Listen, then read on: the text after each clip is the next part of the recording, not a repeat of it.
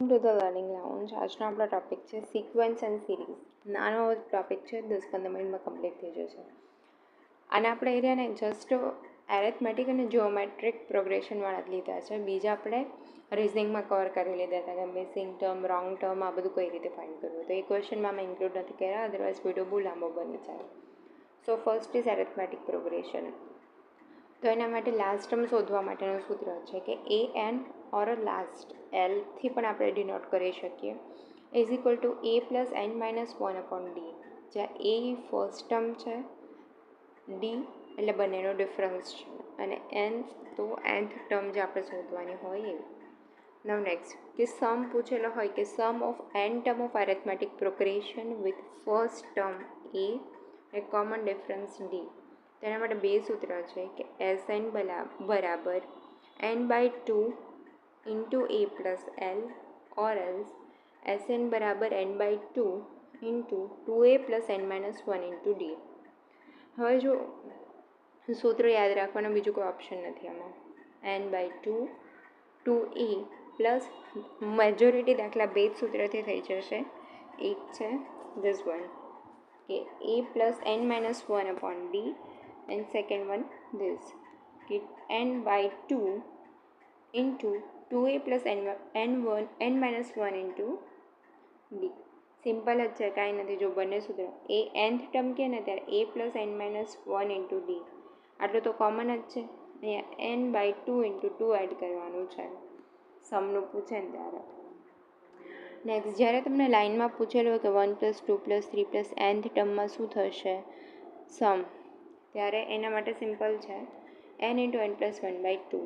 જ્યારે સ્ક્વેર હોય તો n into n plus 1 into 2n plus 1 by 6. Cube કે તો n into n plus 1 by 2નો સ્ક્વેર. હવે જીઓમેટ્રિક પ્રોગ્રેશન. જીઓમેટ્રિક પ્રોગ્રેશનમાં જ્યારે તમને nth ટર્મ ફાઇન્ડ કરવાની હોય તો ફર્સ્ટ ટર્મ ઇઝ એ અને આર છે એ રેશિયો. બસ આ સૂત્ર છે એ આર એન માઇનસ 1, અને સમ કે ત્યારે એ 1 માઇનસ આરની એન ઘાત અપોન 1 માઇનસ આર. તમને nth ટર્મ કે ત્યારે એ ઇન્ટુ આર એન માઇનસ 1, અને સમ કે ત્યારે એ ઇન્ટુ 1 માઇનસ આરની એન ઘાત અપોન 1 માઇનસ આર.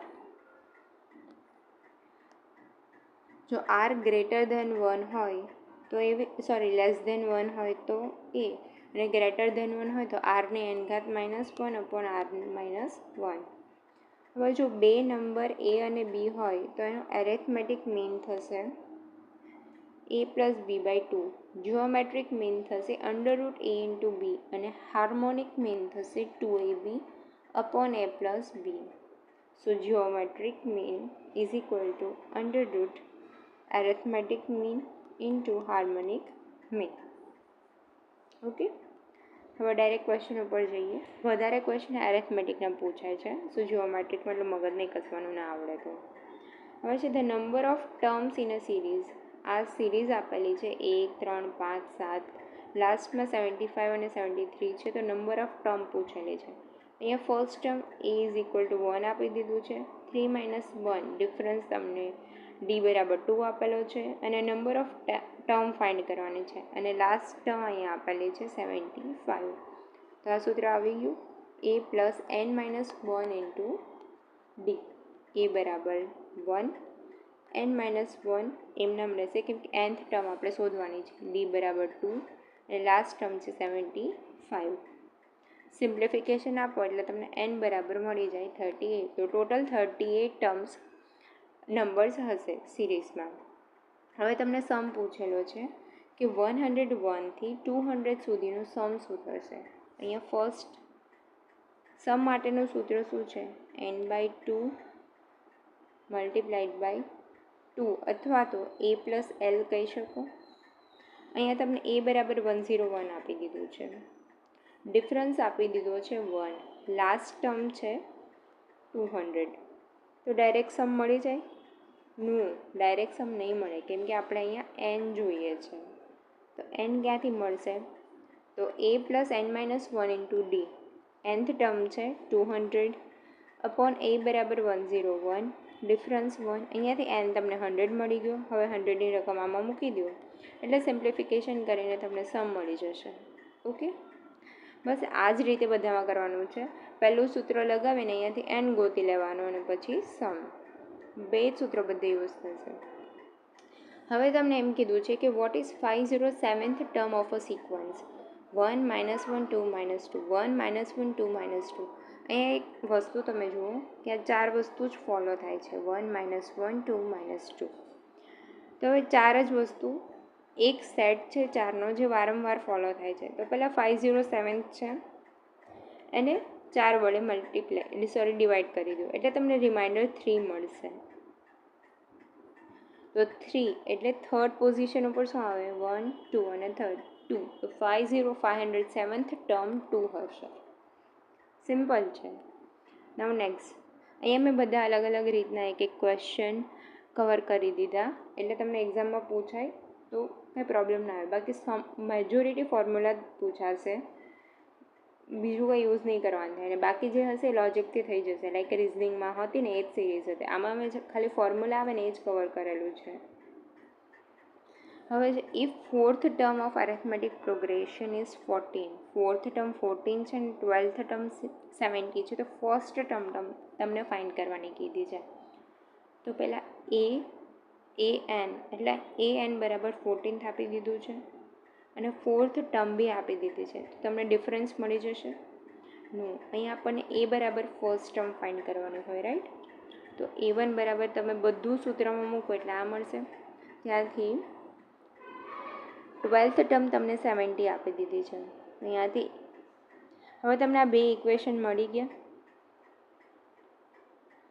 કે a1 બરાબર 14 - 3d, a1 બરાબર 70 - 11d. બંને સરખાવી દો એટલે તમને d મળી જશે. હવે કોઈ બી એકમાં dની રકમ મૂકી દો એટલે તમને ફર્સ્ટ ટર્મ મળી જાય. નેક્સ્ટ, 1 - 1/3 1 - 1/4 આવી રીતે હોય તો કોના બરાબર થાય? તો સિમ્પ્લિફિકેશન આપી દેવાનું. અહીંયા એલસીએમ લઈને સિમ્પ્લિફિકેશન આપો એટલે 2/3 થાય, 3/4 4/5 એવી રીતે લાસ્ટ થશે 24/25. એની આગળ થશે 23/25. તો બધું ઉડી જશે. લાસ્ટમાં શું રહેશે? જસ્ટ 2/25. ઓકે, હવે નેક્સ્ટ કે the sum 5 cube plus 6 cube plus dash લાસ્ટમાં 10 ક્યુબ છે કોના બરાબર થશે? તો પહેલાં 1 ક્યુબ 10 ક્યુબ એમાંથી આપણે 1 થી 4 ક્યુબ બાદ કરીએ એટલે આપણને આ મળે. હવે ક્યુબ માટેનું સૂત્ર હતું કે n +1/2 એનો સ્ક્વેર માઇનસ આનું સિમ્પ્લિફિકેશન આપી દો. 1 2 ક્યુબ 8 3 ક્યુબ 27 4 ક્યુબ 64 આ બધાનો પ્લસ થશે 116. હવે અહીંયા n બરાબર શું થશે? 10 નંબર છે તો 10 10 × 10 + 1/2. આન્સર આવશે 55નો સ્ક્વેર માઇનસ 100. 3025માંથી 100 બાદ કરી દો 2925. Okay, now the value of 5² + 6² + 10² + 20² is. તો અહીંયા બી એવું જ કરવાનું કે પહેલાં 1 થી 10ના સ્ક્વેર લઈ લો પ્લસ 20² માઇનસ 1 થી 4 બાદ કરી દેવાનું.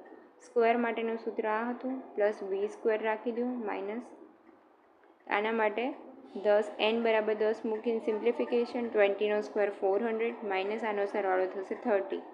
Answer will be 755. તો બસ આ જ રીતે મેં અલગ અલગ ટાઈપના કવર કરેલા છે ક્વેશ્ચન કે જે તમને એક્ઝામમાં પૂછાતા હોય. એક તો પહેલાં બંને ફોર્મ્યુલા મેજોરિટી એરેથમેટિકના જ પૂછાશે તો એ ફોર્મ્યુલા યાદ રાખી લેવાના. જીઓમેટ્રિક પ્રોગ્રેશન નહીં પૂછાતું આપણે એટલું બધું.